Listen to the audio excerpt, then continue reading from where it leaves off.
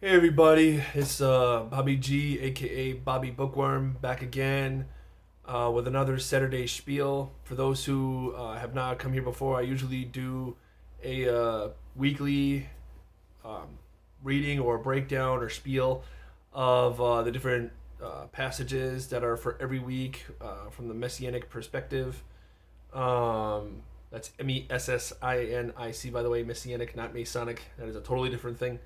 But the passages this week is Parashat Chukat, which translates Parashat meaning portion and Chukat meaning an ordinance of. The passages this week are from Numbers chapter 19, verse 1 to chapter 22, verse 1, Judges chapter 11, verses 1 through 33, and John chapter 2, verses 1 through 12, and chapter 3, verses 10 through 21.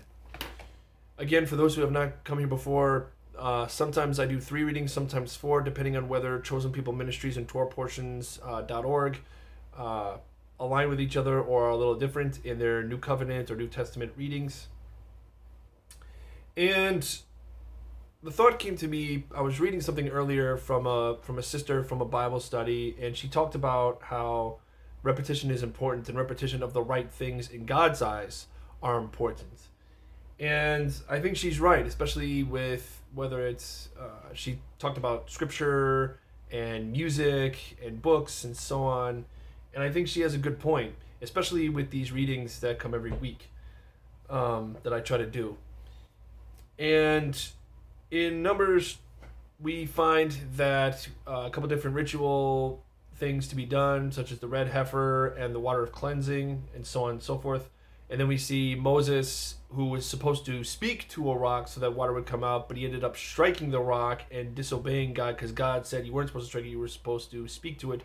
Because of this, neither you nor your brother Aaron are going to be able to enter the Holy Land because of it, or enter the Promised Land because of it. And then there's also Nehushtan, which is snake on a pole.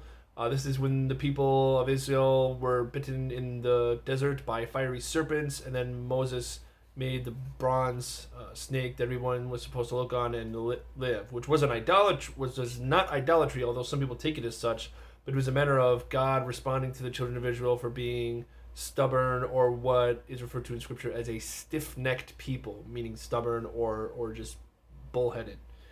In Judges chapter 11, verses 1 through 33, we see this is during the time of the Judges when there was no king in Israel. And we see the people kind of doing their own thing, and eventually they get caught up, and the Ammonites are oppressing them. And Jephthah, who's one of the judges, who was born out of wedlock, essentially becomes a leader and becomes a judge whom God uses. Unfortunately, Jephthah also makes a very rash vow that if you would deliver the people into my hands, that I will offer up to you an offering, the first thing that comes out of my house when I come home. Which, if you want to read the whole story about that, you can read that in the book of Judges, because the latter part after the battle is not talked about in this particular reading. In John chapter 2, we have Jesus, Yeshua, turning water into wine.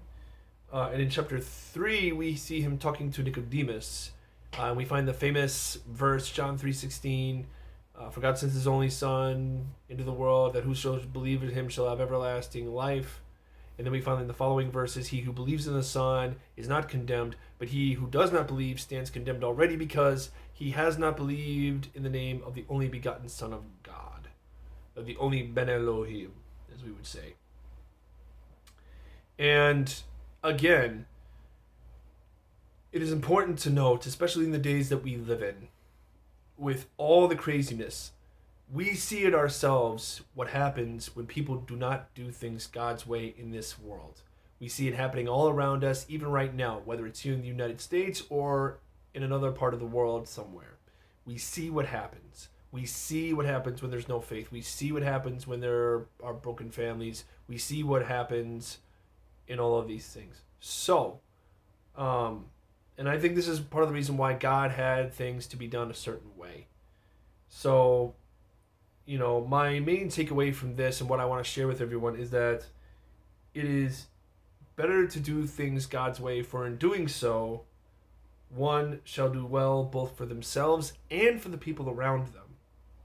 And I think that that's something that's very crucial to part of us as a witness, as believers, is that we live in such a way that other people will see how God has changed our lives, and hopefully will want to allow God to change their lives. This is what I have for this week. Lord willing, I'll be back next week with another spiel.